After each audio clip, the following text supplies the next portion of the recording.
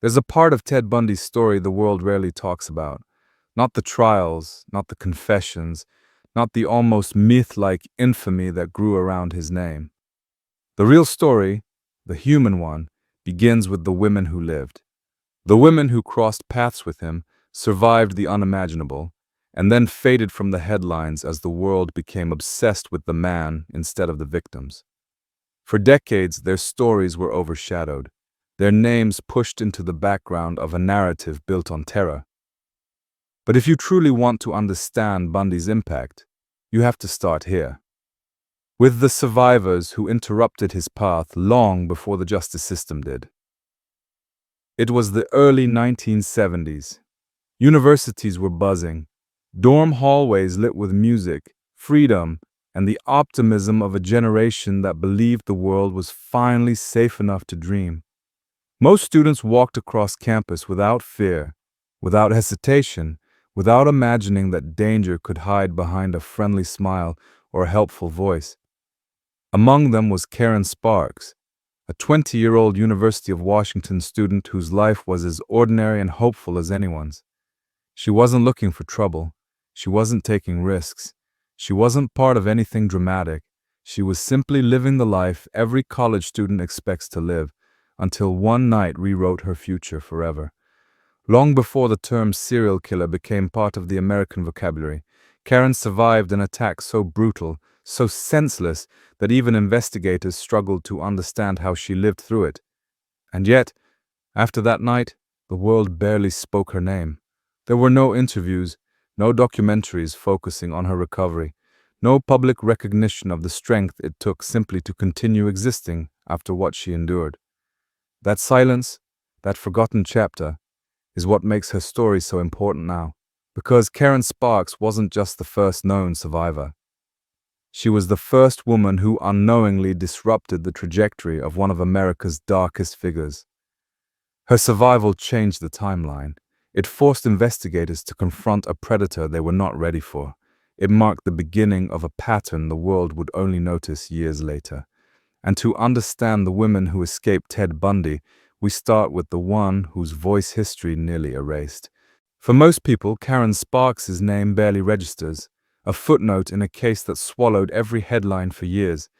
But in reality, her survival is one of the most extraordinary stories in modern true crime. What happened to her wasn't just an attack. It was an act of violence so extreme that even seasoned investigators struggled to describe it without pausing. And yet, when the world later obsessed over Bundy's charm, his courtroom antics, his psychology, Karen's story was pushed aside, as if survival made her somehow less newsworthy than tragedy. She was found in her basement apartment, barely clinging to life. The injuries she sustained were catastrophic, lasting damage that required months of rehabilitation, relearning basic functions, and rebuilding parts of her identity that trauma had fractured. And despite all of this, she survived quietly, privately, not seeking cameras, not chasing attention, not trying to become part of the Bundy mythology the media was hungry to create. And that silence was powerful. It was her way of reclaiming something he tried to take. For decades, Karen refused to publicly retell her story. She lived her life, raised a family, and built a future that existed outside Bundy's shadow. But behind that quiet strength was an unspoken truth. She carried physical and emotional scars that never fully faded. Doctors were amazed she survived at all. Friends saw her resilience up close, but the wider world barely acknowledged it. Why? Because true survival isn't cinematic. It isn't sensational. It's long-term, private, and often invisible.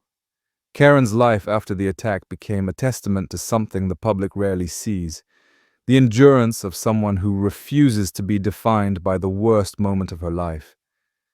When she finally chose to speak publicly decades later, it wasn't for attention. It was for recognition.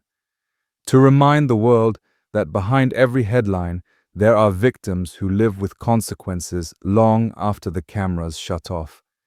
And in Karen's case, survival wasn't just a personal victory.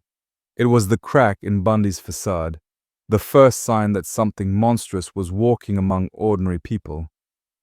Her story set the stage for every other survivor who would come after her. Women who, like Karen, would carry the burden of remembering what the world preferred to forget. If Karen Sparks was the survivor history overlooked, Carol DaRonch was the survivor who refused to stay silent.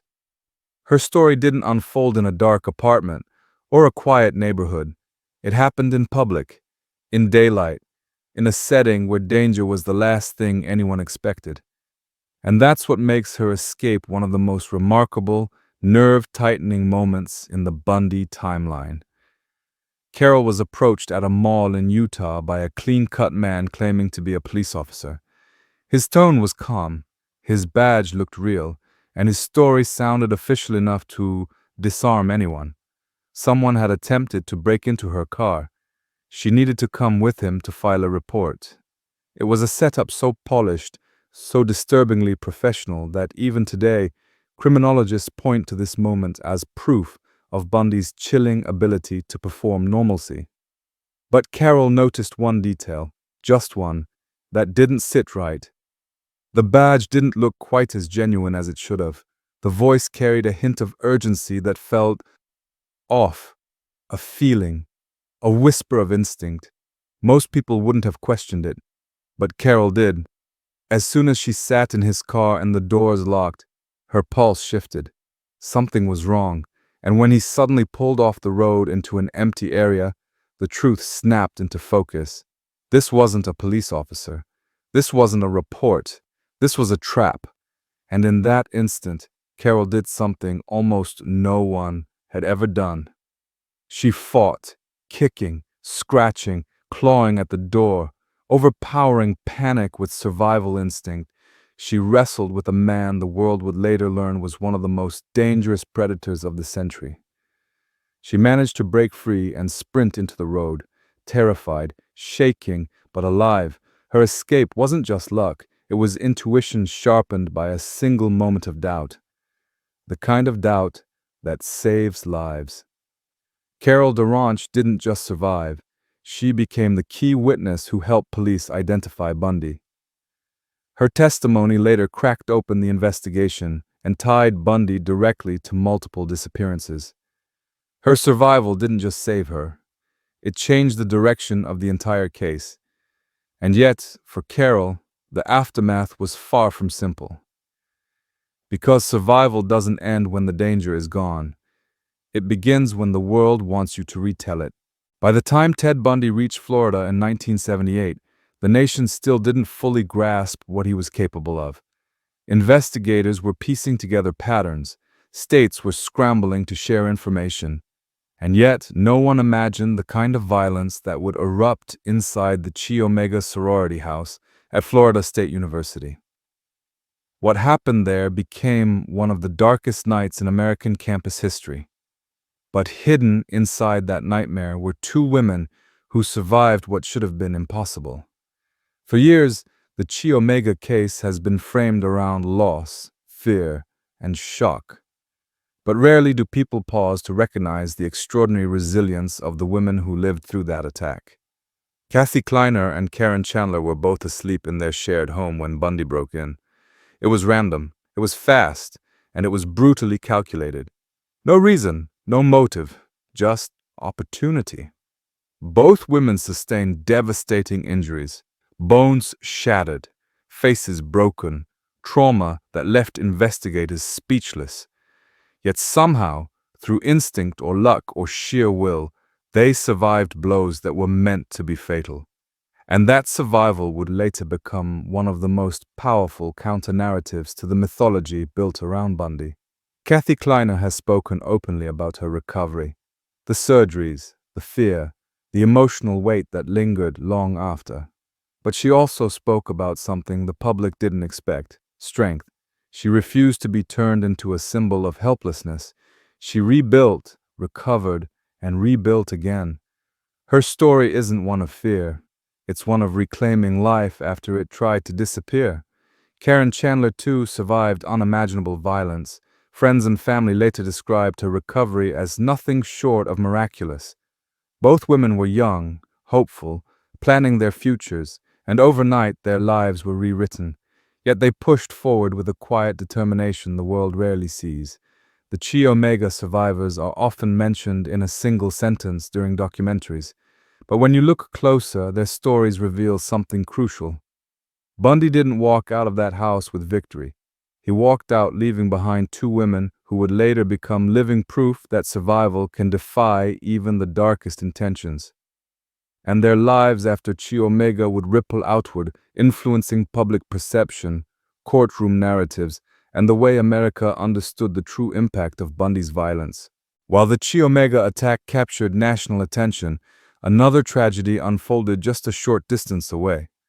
One that many documentaries mention only briefly, despite its profound importance. Cheryl Thomas, a 21-year-old Florida State University dance major, was alone in her apartment the night Ted Bundy broke in. What happened next would alter the entire course of her life, stripping away dreams she had worked toward for years, but not her will to keep going. Cheryl wasn't a sorority member, wasn't part of Chi Omega, wasn't involved in anything that made her an obvious target. She was simply at home, preparing for the next chapter of her life, rehearsals, performances, goals that every young dancer holds close. And in a single night, those dreams were shattered. Bundy attacked her with extreme force, causing permanent hearing loss, a broken jaw, a dislocated shoulder, and injuries so severe that her dancing career ended instantly. For many survivors, the most devastating part of trauma isn't just what happened, it's what was taken. In Cheryl's case, Bundy didn't just try to end her life. He ended the future she had been building with discipline, passion, and years of dedication. Yet Cheryl Thomas survived, and that survival, though painful, though complicated, became a quiet demonstration of resilience the public rarely acknowledges. While the media spotlight fixated on Bundy's escalating violence, Cheryl faced the long, grueling reality of recovery, relearning balance, relearning confidence, relearning how to exist in a world where her purpose had been violently rewritten. The emotional aftermath was staggering, the physical recovery endless. But those who knew her spoke of a calm strength beneath the pain, a determination to continue living even when life no longer resembled the one she had imagined. Investigators later said that Cheryl's survival helped them piece together Bundy's movements that night. Her apartment, her injuries, the evidence left behind, all of it played a role in narrowing down the timeline that would eventually lead to his capture. But beyond the case file, Cheryl Thomas represents something deeper. The reality that survival is rarely clean or uplifting or triumphant. It's a lifelong negotiation between what was lost and what remains. And in her quiet perseverance, Cheryl became one of the most powerful, yet least discussed, survivors connected to Ted Bundy. When people talk about Ted Bundy, they often talk about his crimes, his trials, his manipulations, as if the story ends with him. But the truth is far more complicated and far more human. Because long after Bundy was executed, the women who survived him were still living the aftermath every single day. Their recoveries didn't end when he was caught. Their lives didn't magically reset when the headlines disappeared. Survival, in reality, is not a moment. It is a lifelong echo. Each of these women was forced into a story they never chose, and yet they responded in ways that defined them far more than anything Bundy attempted to do. Karen Sparks fought through lasting neurological injuries and quietly rebuilt her life. Carol DaRonch became one of the most crucial witnesses in one of America's most high-profile cases. Kathy Kleiner and Karen Chandler pushed through years of medical procedures and emotional healing, showing a strength that has inspired countless survivors of violence. Cheryl Thomas rebuilt her identity after losing the career she had devoted her life to. These women lived on their own terms. Bundy's narrative ended. Theirs continued. That's the part documentaries rarely show. The real world after true crime ends. The birthdays, the families, the scars, the victories no one applauds. The moments when life finally starts to feel normal again, even if normal isn't what it used to be. Their lives became quiet proof that survival isn't defined by the moment of escape. It's defined by what comes after. And perhaps the most powerful truth in all of this is simple. Ted Bundy didn't win, not in any way that matters. He didn't get to silence them. He didn't get to erase them. He didn't get the final word. The survivors did. Their stories, the ones history nearly forgot, reshaped the narrative of one of America's darkest chapters. Not as tales of tragedy, but as reminders of what happens when strength endures long after fear has passed. And here's the chilling part that lingers long after the video ends. If their stories were almost forgotten, how many other survivors of other cases are still living in silence, waiting to be heard? That question alone is enough to pull anyone into the next documentary. Because the truth is bigger than one man, and the survivors' stories are far from over.